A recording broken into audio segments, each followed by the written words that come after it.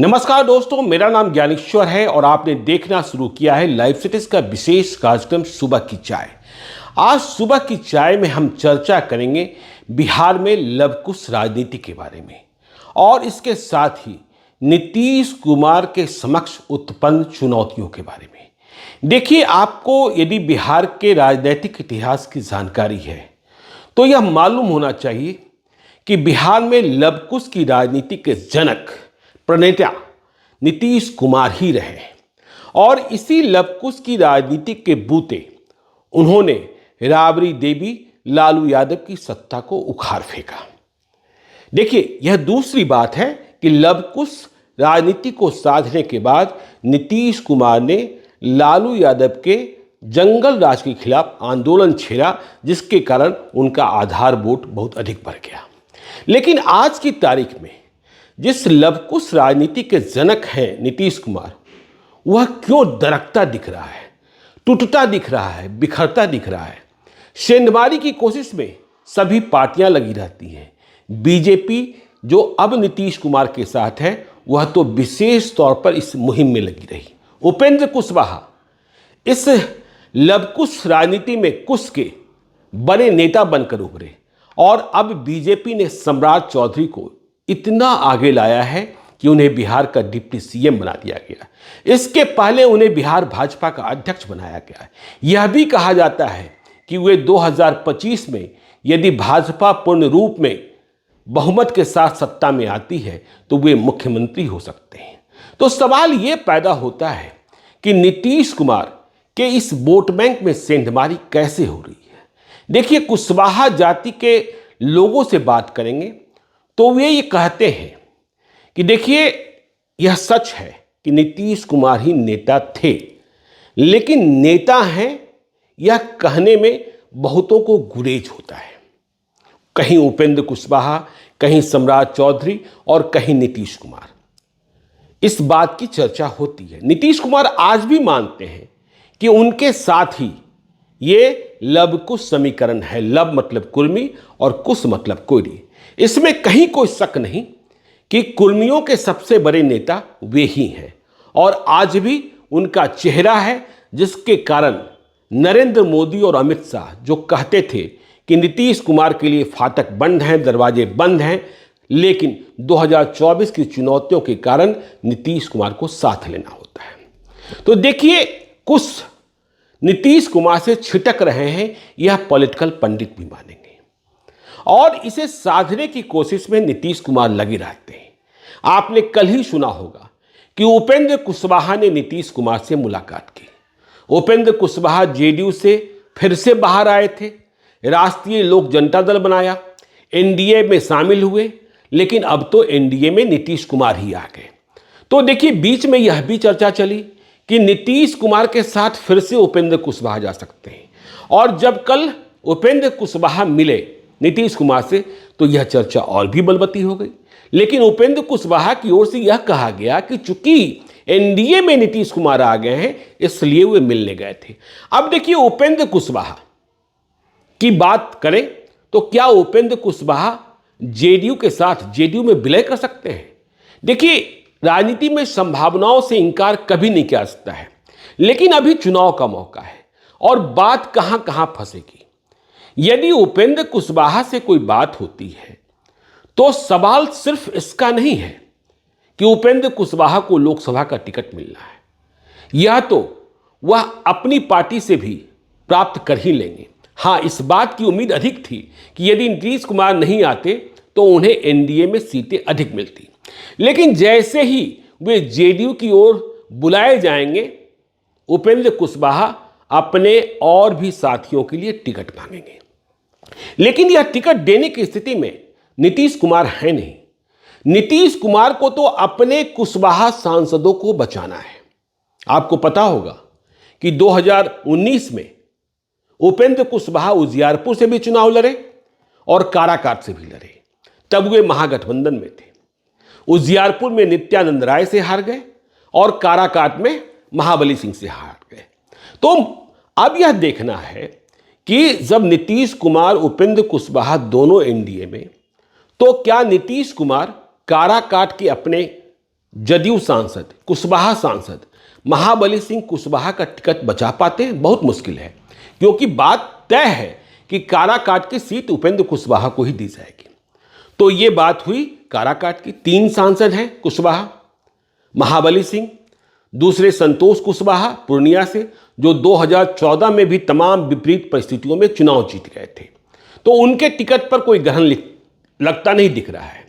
लेकिन वाल्मीकि नगर से तीसरे सांसद सुनील कुमार महतो, देखिए अब वाल्मीकि नगर में एलजेपी रामविलास ने पेच फंसा रखा है। चिराग पासवान कह रहे हैं कि यह सीट चाहिए ही चाहिए। तो नीतीश कुमार अपने कितने कुशवाहा सांसदों की कुर्बानी देंगे? वैसे ही कुशवाहा वोट बैंक में सेंधमारी हो रही है। देखिए नीतीश कुमार के बारे में यह बात कही जाती है कि उन्होंने हर वक्त कुर्मियों का ख्याल जरूर रखा, लेकिन कुशवाहा का ख्याल रखने में थोड़ी कंजूसी कर दी। देखिए जब जेडीयू छोड़कर उपेंद्र कुशवाहा गए, उन्होंने अपनी नई पार्टी बनाई, तो उन्होंने बिहार विधानसभा की सदस्यता से भी इस्तीफा दिया। उस सीट पर स्वाभाविक दावेदारी कुशवाहा जाति की थी, लेकिन नीतीश कुमार ने डॉक्टर राजवर्धन झा आजाद को सदस्य बिहार विधान परिषद बना दिया। इसे लेकर बहुत ही मायूस हुए जेडीयू के भीतर के कुशवाहा नेता। जेडीयू के भीतर कुशवाहा नेताओं की बात करें तो सबसे बड़े चेहरे उमेश कुशवाहा हैं, जिन्हें नीतीश कुमार ने पार्टी का प्रदेश अध्यक्ष बना रखा है। लेकिन यह भी देखना होगा कि उमेश कुशवाहा को प्रदेश अध्यक्ष के अलावा कुछ मिला नहीं है। यदि हम दूसरी पार्टियों की बात कर लें तो देखिए अखिलेश प्रसाद सिंह जो कांग्रेस के अध्यक्ष हैं, राज्यसभा के सदस्य हैं।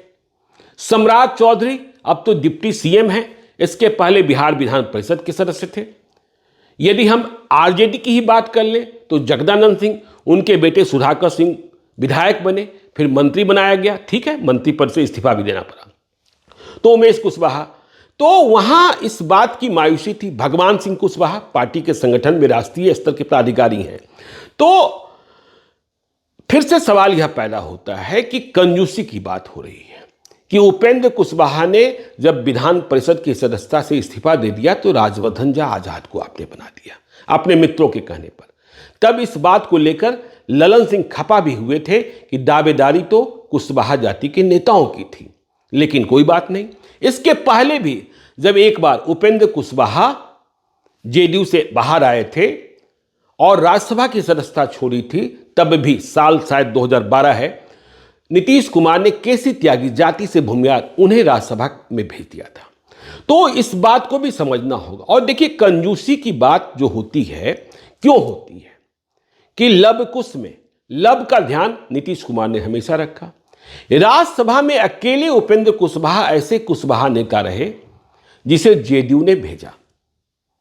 लेकिन कुर्मी की बात करें तो आरसीपी सिंह लगातार 2 बार गए, और आरसीपी सिंह को नहीं भेजना था तो फिर खीरू महतो, झारखंड के कुर्मी नेता जो झारखंड के जेडीयू के प्रदेश अध्यक्ष हैं, उन्हें भेज दिया गया। तो कुशवाहा जाति को यह लगता है संख्या में, आबादी में वह कुर्मियों से बहुत अधिक है। उन्हें लगता है कि जेडीयू के भीतर पता नहीं किन कारणों से हमारी उपेक्षा हो जाती है, और इसी उपेक्षा भाव को पढ़कर बीजेपी ने हमेशा लाभ उठाने की कोशिश की कि देखिए वहां परेशानी हो रही है आपकी जाति की। देखिए खबर यह भी है कि नीतीश कुमार के सामने 3 कुशवाहा सांसदों को टिकट देना या 3 लोकसभा क्षेत्रों में टिकट देना एक चुनौती है। वहीं बीजेपी के भीतर यह प्लान चल रहा है कि एक कुशवाहा को टिकट देंगे, तो उधर से भी तैयारी है। आपको पता होगा कि लवकुश समीकरण को साधने के लिए बीजेपी ने शंभू शरण पटेल को राज्यसभा में भेजा था, तो हमने राज्यसभा की जानकारी दी। अब देखिए विधान परिषद में भी जो इस बार कार्यकाल खत्म होने जा रहा है, कोई भी कुशवाहा नेता जेडीयू के खाते से बिहार विधान परिषद में नहीं होगा।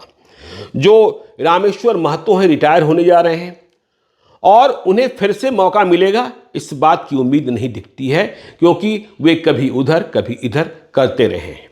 मूल रूप से आरसीपी सिंह के आदमी थे, जिसके कारण उन्हें विधान परिषद में जाने का मौका मिला था। सीपी सिन्हा जो कभी पहले थे वे रिटायर हो गए, देखिए, इसके अलावा उपेंद्र कुशवाहा की कहानी हमने आपको बता ही दी। अब देखिए, इस फर्क को भी समझिए कि कुर्मी और धानुक पहले एक ही माने जाते थे, लेकिन इधर के दिनों में धानुक ने कहना शुरू किया है, हम अलग हैं, हमारा अधिकार अलग है, हमारी मांग अलग है। तो धानुक जाति से रामबचन राय हैं विधान परिषद में, लेकिन कुशवाहा की पारी खत्म होने वाली है। और फिर देखिए, कुमुद वर्मा को यदि आप कुशवाहा कोटे से गिनते हैं तो कुशवाहा जाति के लोगों का कहना है कि नहीं, कुशवाहा और डांगी में ठीक वैसा ही फर्क है जैसा कुर्मी और धानुक में फर्क है। तो वहां भी अब देखिए, क्यों लगता है कि नीतीश कुमार कंजूसी कर देते हैं। यदि हम बिहार विधान परिषद की बात करें, नीतीश कुमार सर्वमान्य नेता हैं, उन्हें तो जाना ही जाना है, कहां कोई शक है। लेकिन संख्या की बात करें तो देखिए, संजय गांधी भी और रविंदर सिंह भी। रविंदर सिंह बिहार प्रदेश जनता दल यू के कार्यालय में बहुत ही महत्वपूर्ण भूमिका का निर्वहन करते हैं। तो इन सारी स्थितियों परिस्थितियों में नीतीश कुमार के सामने एक बड़ी चुनौती खड़ी है कि वे जिस लवकुश राजनीति के जनक रहे उसे कैसे साधे रखेंगे, कैसे कुशवाहा को भरोसा दिलाएंगे कि नहीं, आपके सबसे बड़े हितचिंतक हम ही हैं। राज्यसभा में मौका नहीं देते हैं, विधान परिषद में खत्म होने की स्थिति है, तो उनका हक और इंतजार में लोग लगे रहते हैं।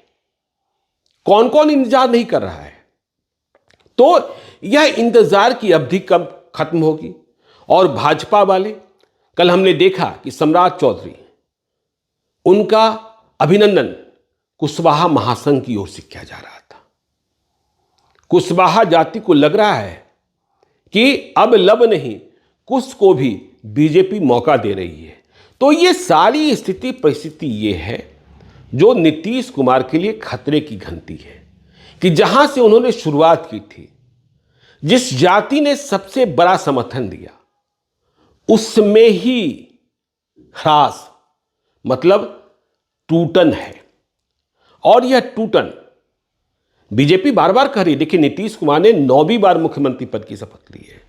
बहुत सारे पॉलिटिकल पंडित कयास लगा रहे हैं कि बीजेपी को अभी 2024 के लोकसभा चुनाव में नीतीश कुमार की जरूरत थी, क्योंकि नीतीश कुमार के बिना बिहार में 40 में 40 या 40 में 39 सीटें नहीं जीती जा सकती थी।